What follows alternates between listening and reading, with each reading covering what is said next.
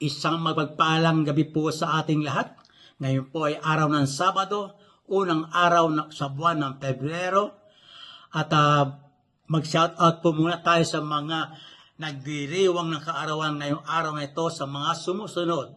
Kay Arthur Mijares ng Pablo, Gary Likiran, then Mark Decreto, Santos Alpe, Jimmy Bagwal Bantilan, at kay Sin Coach John Pilarca.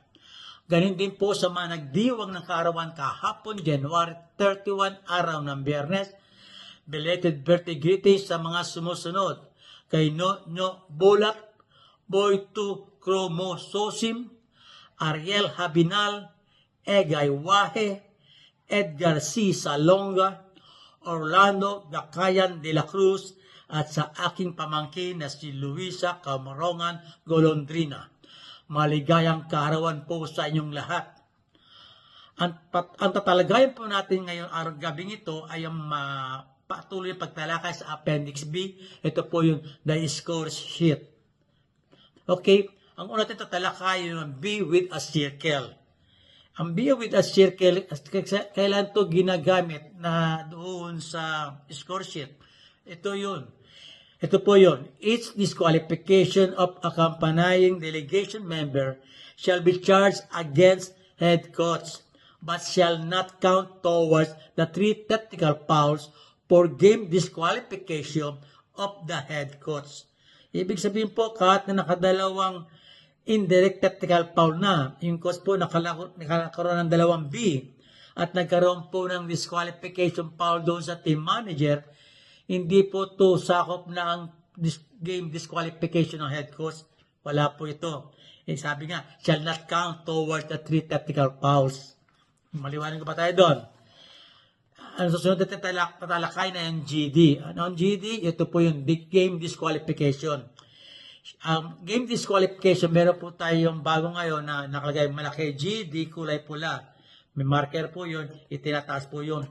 At ang nagtataas po nun, ay nagkakako ay ang timer, hindi scorer. Ang sabi po doon, sa game disqualification, it is the duty of the timer to indicate that a player or coach has been disqualified from the game by raising the GD marker. Itinataas po yun. Okay? Sino po ang pwedeng lagyan ng GD marker? Ito po yun. If a player charged with 2T or 2U or a mix of 1T and 1U shall be followed by a GD for game disqualification in the following space. Kunyari po yung A1, meron na po siyang isang T, as meron pa siya isang T, okay? Ang kasunod mo ilalagay doon ay GD na, game disqualified. O yung A1, nagkaroon ng 2 U, isang U, at isa pang U, isunod po doon ay GD, game disqualified na, at itataas ng timer ang marker na GD para maabisuan o ma-notify yung mga referee. Nadako naman tayo sa head coach. If a head coach is charged with 2C, indirect, or 3B, yung indirect, or a mix of 2B, yung indirect, and 1C, yung direct, on the score sheet, it shall follow by a GD for game disqualification in the following space. Ito pong halimbawa, yung head coach A, meron na po siyang isang B. Okay? Sumunod na sa column, may B na naman. Pangatlo, may B na naman, nakatatlong B siya, isusulat doon yung GD kasunod. Sa next following space, GD. At itataas ulit ang timer, yung marker na GD to notify the referees. Okay? Ang susunod natin tatalakay na yung F o yung fight or fighting. Ang F shall be entered after the D2 or D in all remaining spaces of the disqualified head coach, disqualified first assistant coach, disqualified substitutes, or disqualified excluded player in a fight. Pag nagkaroon po kung sumama sa gulo to, suntukan, siyempre sa bench sila, defense area, sumaya sa gulo, magkakaroon sila ng disqualifying foul at ilalagay sa kanilang F, letter F. Sa all remaining space. Okay?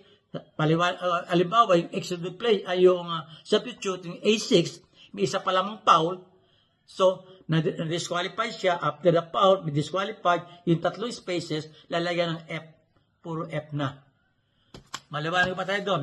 Yan pong ating maikling aralin sa gabing ito. At naway naunawaan natin ang mga ito. Dahil nga po, bihira po, nakakaintindi ang mga referee. Pag nakakabasa lalo doon sa OPRI, nakikita niya doon, may mga D1, B2, mga C3, C1, whatever, ano doon, hindi na alam kung ano ay ibig sabihin ng mga yun. Okay po, maraming salamat po sa maikling oras na ating pagtalakay, at huwag po natin kalimutan muli mag-like, mag-share, at mag-follow sa aking YouTube channel. Maraming salamat po. Ito po yung abang lingkod, former FIBA referee, Eto Camarongan. Hanggang sa muli. Bye-bye.